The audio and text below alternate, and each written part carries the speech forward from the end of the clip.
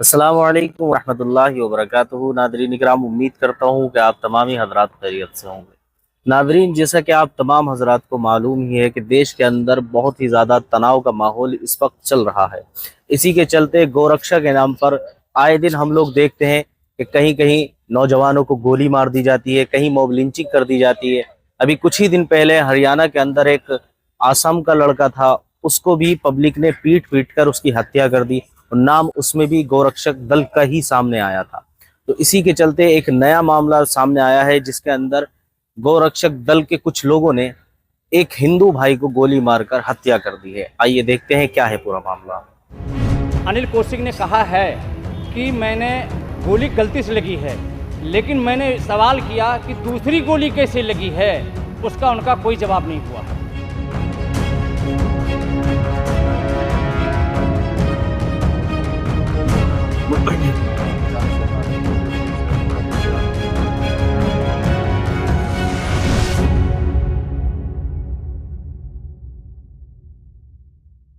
नमस्कार, मैं रवीश कुमार।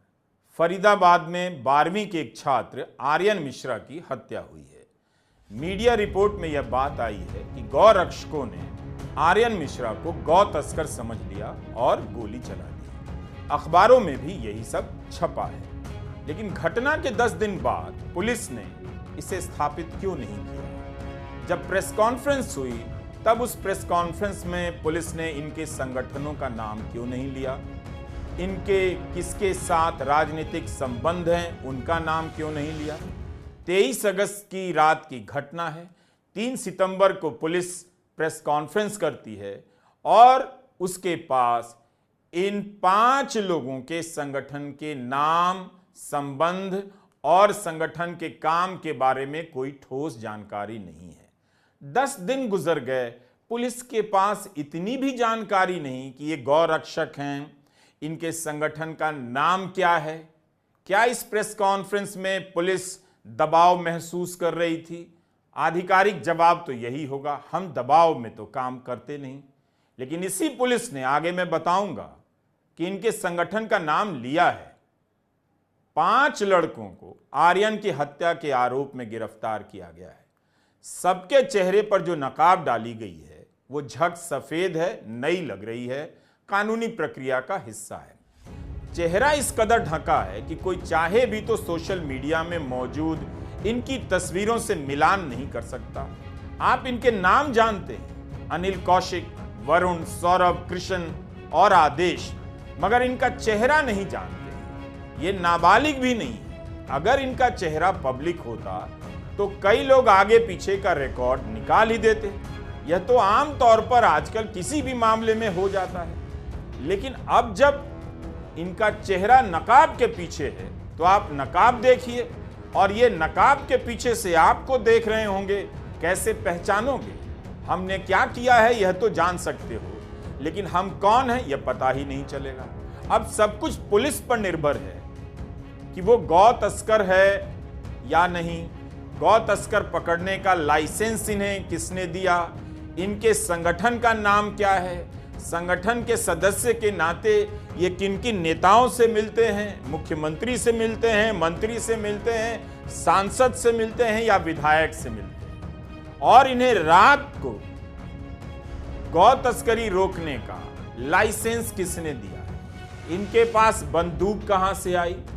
इसलिए जब पुलिस ने कहा कि हम सभी मामलों की जांच कर रहे हैं, तब शक गहरा गया और लगा कि इस पर वीडियो बनाना चाहिए, क्योंकि पुलिस बहुत सक्षम होती है, ये ऑफिसर बहुत काबिल होते हैं। उनके लिए ये पता करना कोई बड़ी बात नहीं कि जो उनके कब्जे में है उनका संबंध किस किस से है, गौरक्षा के नाम पर उन्होंने कौन सा संगठन बनाया है और ये क्या काम करते हैं, इनका पुराना रिकॉर्ड क्या है, सब पता कर सकते हैं। अनिल कौशिक, वरुण, सौरभ, कृष्ण और आदेश फिलहाल हत्या के आरोप में पुलिस की गिरफ्त में हैं, और इन लोगों ने 12वीं के एक छात्र 19 साल के आर्यन मिश्रा को गौ तस्करी के झांसे में गोली मार दी। चरखी दादरी में इसी तरह के आरोप में साबिर को पीट पीट कर मार डाला गया। समाज को, बहुसंख्यक समाज को कोई फर्क नहीं पड़ा। लेकिन आर्यन मिश्रा को गौ तस्करी की गलतफहमी में मार दिया गया। इससे हंगामा मच सकता था, लोगों का सब्र टूट सकता था, ऐसा कुछ लोगों का मानना है। मेरा बिल्कुल नहीं मानना है। मैं बिल्कुल नहीं मानता कि आर्यन मिश्रा की हत्या को लेकर फरीदाबाद की जनता में किसी प्रकार की बेचैनी भी होगी। क्या मेरा अंदाजा सही है? वक्त बता देगा। क्यों मीडिया में बार बार चल रहा है कि गौ तस्कर समझकर आर्यन को मार दिया गया? क्यों मीडिया में यह नहीं चल रहा है कि पुलिस ने प्रेस कॉन्फ्रेंस में यह स्थापित क्यों नहीं किया? आर्यन के पिता की स्थिति इस वक्त समझी जा सकती है। वे कई लोगों का नाम ले रहे हैं, कई कारण बता रहे हैं, लेकिन मीडिया क्यों लिख रहा है और क्यों लिखा? कई जगहों पर यह छपा है कि गौ तस्कर समझकर आर्यन को गोली मारी गई है। इंडियन एक्सप्रेस की रिपोर्ट है, इसमें छपा है कि पुलिस ने कहा है 5 लोगों को हिरासत में भेजा गया है। एक्सप्रेस ने लिखा है कि 23 अगस्त की रात पलवल के पास आर्यन मिश्रा अपनी गाड़ी से निकलकर दोस्तों की एसयूवी में बैठते हैं। लिव फॉर नेशन नाम के संगठन से जुड़े मुख्य आरोपी अनिल कौशिक और अन्य को टिप मिलती है कि उसी इलाके में एक डस्टर गाड़ी में गौ तस्कर बैठे हैं। यह टिप कहां से मिलती है? कौन देता है? इनका नेटवर्क क्या है? एक्सप्रेस ने लिखा है कि आरोपी गाड़ी का पीछा करने लगते हैं और चलती गाड़ी पर गोलियां चलाते हैं। 2 गोलियां आर्यन को लगती हैं, आर्यन की मौत हो जाती है। पिता ने एफआईआर लिखवाई है। गौ तस्करी की बात नहीं है, क्योंकि पिता को लगा कि दोस्तों से दुश्मनी का मामला है। हत्या और अन्य धाराओं के तहत एफआईआर दर्ज हुई है। सीसीटीवी की तफ्तीश के दौरान गौ रक्षकों की भूमिका सामने आई है। एक फुटेज आया है जिसमें लाल रंग की डस्टर कार को गौ तस्कर स्विफ्ट कार से पीछा कर रहे हैं। हिंदुस्तान अखबार की हेडलाइन भी यही कहती है कि पशु तस्कर समझकर हत्या की गई थी और अवैध हथियार से गोली मारी गई। लिखा है कि आरोपियों ने माना है कि गलतफहमी में पीछा किया गया। हिंदुस्तान की रिपोर्ट में लिखा है कि पुलिस सूत्रों के अनुसार आरोपियों ने पूछताछ में बताया कि 23 अगस्त की रात उन्हें मुखबिर से सूचना मिली थी कि डस्टर और फॉर्च्यूनर कार सवार कुछ पशु तस्कर शहर में रेकी कर रहे हैं। साथ ही जहां उन्हें पशु मिल रहा है, कंटेनर मंगाकर उसे उठा रहे हैं। गिरफ्तार आरोपी शहर में कार सवार उन पशु तस्करों की तलाश कर रहे थे। इस दौरान उन्हें पटेल चौक पर एक डस्टर कार दिखाई दी। आरोपियों ने कार चालक को रुकने को कहा, लेकिन कार की रफ्तार बढ़ गई। इस आशंका में आरोपियों ने वारदात को अंजाम दिया। कई अखबारों में इसी तरह की रिपोर्टिंग है। आमतौर पर अपराध की शुरुआती खबरों में काफी समानता होती है, क्योंकि ऐसी खबरें देर से आती हैं और पुलिस की सूचना पर ही लिख दी जाती हैं। अलग अलग तथ्य तब सामने आते हैं जब पत्रकार अपने अखबार के लिए अलग से तफ्तीश करते हैं और नई एक्सक्लूसिव जानकारी निकालते हैं। पिता ने एफआईआर में गौ तस्करी की बात नहीं की है। पिता को लगता है कि 2 परिवारों की दुश्मनी में उनका बेटा शिकार हो गया। इस लाल रंग की डस्टर कार में आर्यन सवार था जब उसे गोली लगी। एफआईआर के अनुसार इस कार में हर्षित गुलाटी, सुजाता गुलाटी, शैंकी, सागर गुलाटी और कीर्ति शर्मा भी थे। मगर गोली लगी आर्यन को। जैसा कि पिता ने मीडिया को दिए अपने बयान में कहा है, पिता ने दोनों बातें कही हैं, आपसी झगड़े की भी और गौ तस्करी की भी।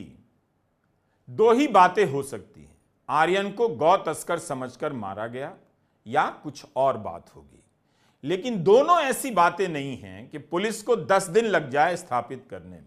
लेकिन बीजेपी की सरकार में जनता एकदम ठीक करती है, ठिठक कर रहती है, सड़क पर नहीं उतरती है। ऐसा अनुशासन जरूरी है।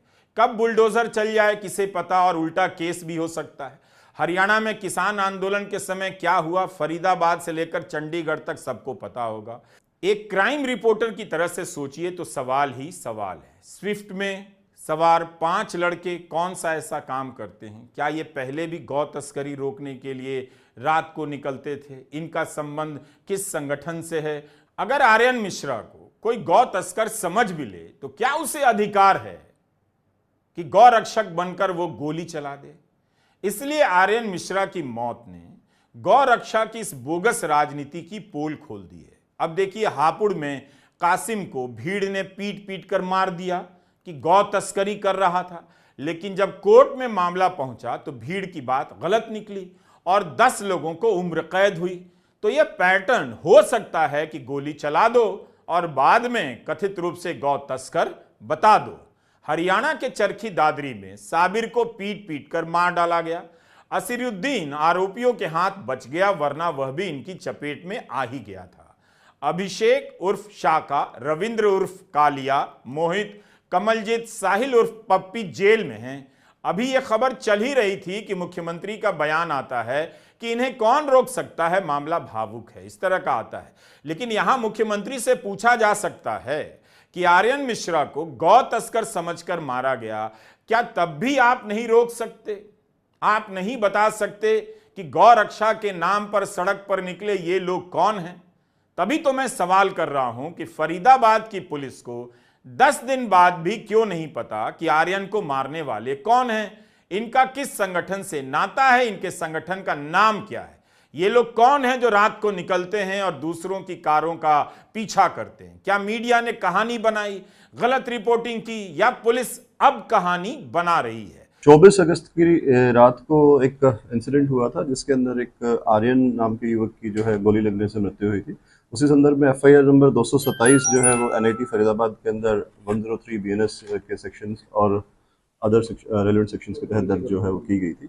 उसी संदर्भ में क्राइम ब्रांच की जो टीम है उसको कमिश्नर साहब के द्वारा आदेश मिले थे इस मैटर को इन्वेस्टिगेट करने के लिए, और मल्टीपल टीम्स जो है इस मैटर को ट्रेस करने के लिए काम कर रही थी।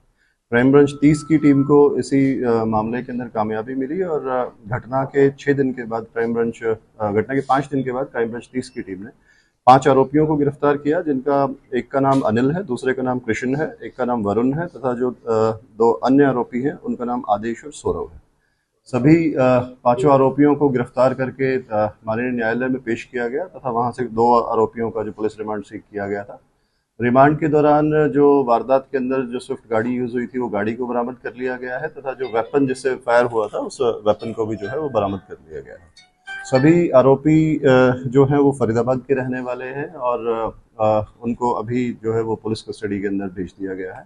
मैटर की जो इन्वेस्टिगेशन जो प्रारंभिक जो इन्वेस्टिगेशन है उसमें सामने आया कि जो आरोपी है और जो मृतक है वो एक दूसरे को जानते नहीं थे। उनका अभी तक का कोई सच पीछे कोई कॉन्स्पिरेसी या फिर किसी तरीके की रंजिश कोई सामने नहीं आई है।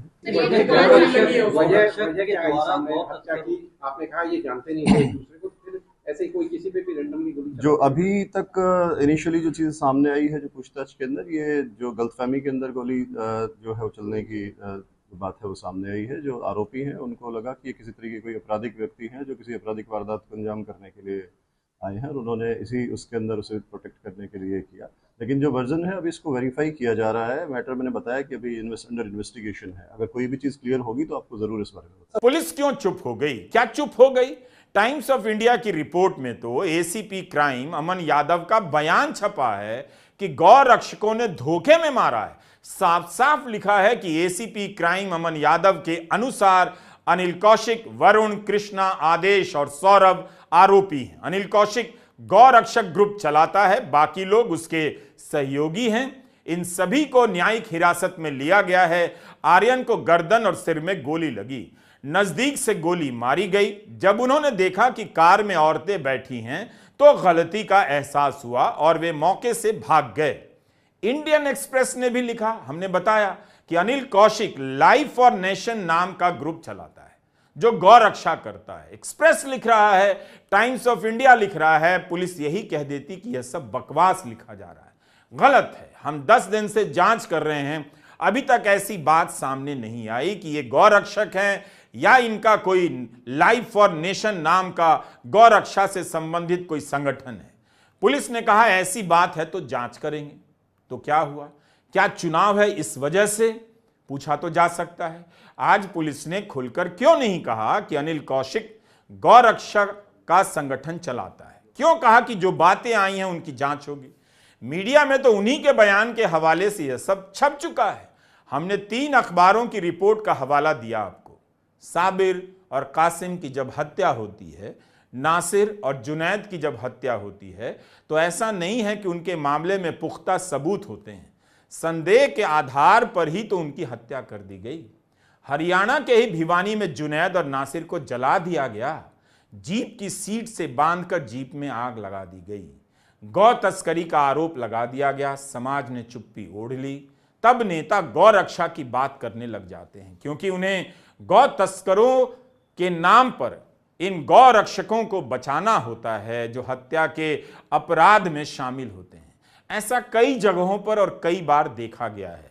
लेकिन अगर इसी तरह के आरोप में आर्यन मिश्रा की हत्या हुई है, गौ तस्कर समझकर हत्या हुई है, तब आप गौ रक्षकों को कैसे बचाएंगे? कैसे आप कहेंगे कि इनकी पहचान मत छिपाओ, पता लगाओ कि किस राजनीतिक दल से जुड़े लोग हैं ये, इनकी राजनीतिक गतिविधि क्या रही है? जो भी है, अनिल कौशिक, वरुण, सौरभ, कृष्ण और आदेश हत्या के आरोप में जेल में हैं और 12वीं के एक छात्र की जिंदगी समाप्त हो चुकी है। इस तरह के मसले पर हमने कई बार देखा है कि बहुसंख्यक समाज चुप हो जाता है क्योंकि साबिर और कासिम मारा जाता है, लेकिन पहली बार उसके सामने ऐसा मामला आया है तब भी वो चुप है क्योंकि आर्यन मिश्रा की हत्या हुई है।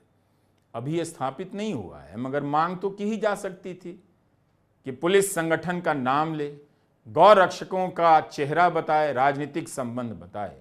गौ रक्षक बनकर हत्या करने वाले समाज के राजनीतिक एलिमेंट बन चुके हैं, हिस्सा हैं।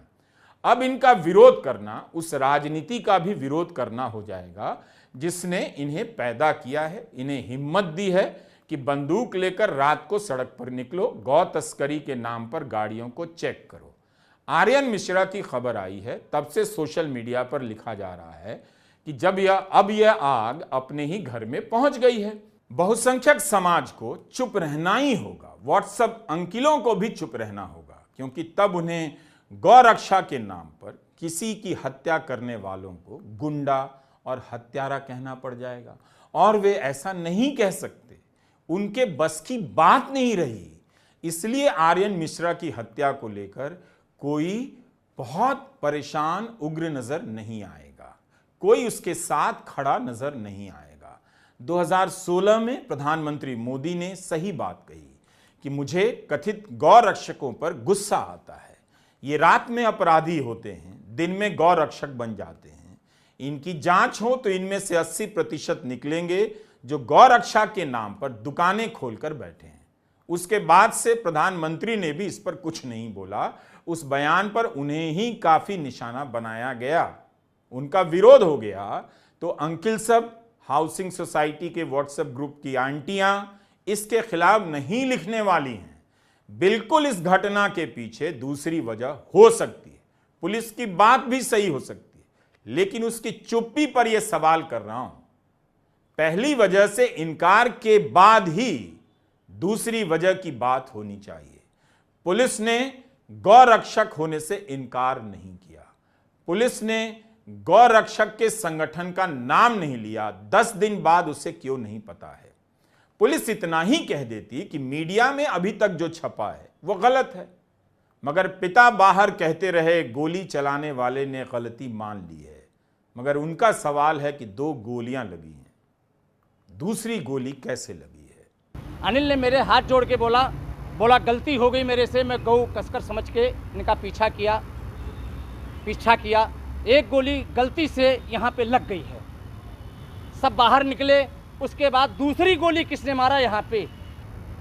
मकान मालिक जो हैं हमारे, जो रहते हैं 5 नंबर में, उनके बच्चे और उनकी मिसेस सब ने बयान दिया। पहले 1 नंबर वालों का कह रहे हैं मैंने न्यूज़ में दिया है कि मैंने पहचाना, लेकिन ऐन पे क्या दे दिया, गौ कसकर को दे दिया। इसलिए हमें कुछ समझ में नहीं आ रहा है। चुनाव तक इस खबर को किनारे करने से कुछ भी नहीं होने वाला। जहां तक बात जानी थी अब तक जा चुकी है। पुलिस को साफ साफ कहना चाहिए, क्योंकि इससे गौ रक्षकों का हौसला और बढ़ जाएगा कि उनकी ताकत इतनी बढ़ चुकी है कि पुलिस को चुप रहना पड़ता है। चुनाव है तो है, यह चुनाव का मुद्दा भी होना चाहिए कि पुलिस के रहते ये कौन लोग हैं जो गौ रक्षा के लिए रातों को निकलते हैं, किसी की गाड़ी रोकते हैं और किसी पे गोली चला देते हैं। इनका अपराध से क्या नाता है, ये लोग क्या करते हैं? 19 साल का आर्यन मिश्रा सवाल पूछ रहा है। साबिर को इंसाफ क्या ही मिलेगा, जुनैद को क्या ही मिलेगा, लेकिन आर्यन मिश्रा को भी नहीं मिलेगा। व्हाट्सएप ग्रुप के अंकिलों को अपना फोन गंगा नदी में या किसी नाले में फेंक देना चाहिए, जिन्होंने इस समाज में जहर फैलाया है। उम्मीद है इस घटना का सच कभी सामने आएगा और आप हिम्मत कर पाएंगे, यह जो ब्रिगेड तैयार हुआ है गौ रक्षा के नाम पर, उसके खिलाफ बोलने की, उस पर नजर रखने की। 31 अगस्त के द हिंदू में समृद्धि तिवारी की मेवात से ग्राउंड रिपोर्ट छपी है, जिसमें एक पीड़ित का बयान है कि गौ रक्षक बनकर गुंडों के गिरोह उनसे 50,000 से 1 लाख रुपए तक वसूलते हैं। ना देने पर गौ तस्कर बताकर मार देंगे ऐसी धमकी देते हैं। लोगों को उनकी जिंदगी जीने के सबसे मूल अधिकार से हर रोज इस तरह से वंचित किया जा रहा है। अब यह कोई फ्रिंज या हाशिए पर पड़े गुट नहीं है, बल्कि भारत की न्याय प्रक्रिया के समकक्ष गुंडों की एक नई न्याय व्यवस्था खड़ी हो गई है, जिसे सिस्टम के उच्चतम स्तरों से मान्यता मिल रही है। 10 साल से इस पर बात हो रही है। 10 साल में गौ रक्षा के नाम पर एक से एक हीरो पैदा हो गए। लेकिन आप इसे छोड़िए, यह सब पता कीजिए कि बीजेपी का कौन सा नेता अपने बच्चों को विदेश भेज रहा है पढ़ने के लिए, क्वालिटी की शिक्षा के लिए। आपके बच्चों के लिए यहां कोई नई शिक्षा नीति लागू हुई है और अपने बच्चों को वो विदेश भेज रहे हैं। मेरी समझ से बीजेपी के नेता सबसे अच्छा काम यही कर रहे हैं, अपने बच्चों को विदेश भेज रहे हैं, क्योंकि उन्हें पता है कि यहां के स्कूल कॉलेजों में अब बच्चे गौ रक्षक ही बन पाएंगे। इसलिए जब भी कोई बीजेपी का नेता अपने बच्चे को विदेश पढ़ने के लिए भेजे, ट्विटर से आपको जानकारी मिले, आप अपनी बालकनी में जाइए, दीप जलाइए, थाली बजाइए। ईर्ष्या बिल्कुल मत कीजिए। विदेश की यूनिवर्सिटी में मौका लगे तो शान से जाइए, मैं खुद चला जाऊंगा। जैसा कि बीजेपी के नेता ने लिखा है, उनकी बेटी के एडमिशन पर उन्हें गर्व हो रहा है। उन्हें यह बात मालूम है कि फरीदाबाद में कॉलेज में उनकी बेटी का एडमिशन हुआ होता तो वे समाज में निकलना बंद कर देते, किसी को बताते तक नहीं कि उनकी बेटी फरीदाबाद के किसी कॉलेज में पढ़ रही है। यही इस देश की सच्चाई है, फरीदाबाद की भी, दिल्ली की भी, बिहार, यूपी या कहीं की भी, और आपके समाज की। विश्व गुरु बनने निकले थे और आपके लड़के गौ रक्षक बनकर रात को गोलियां चला रहे हैं। नया इंडिया आपको मुबारक हो। तो देखा आपने क्या था पूरा मामला। इस रिपोर्ट के अंदर साफ बताया गया है कि आर्यन नाम का जो लड़का था, सिर्फ इस शक के चलते कि शायद वो गौमांस का तस्कर है, इस शक के चलते उसको गोली मार दी गई है और उसके माँ बाप की आपने रोती बिलखती हालत को भी देखा।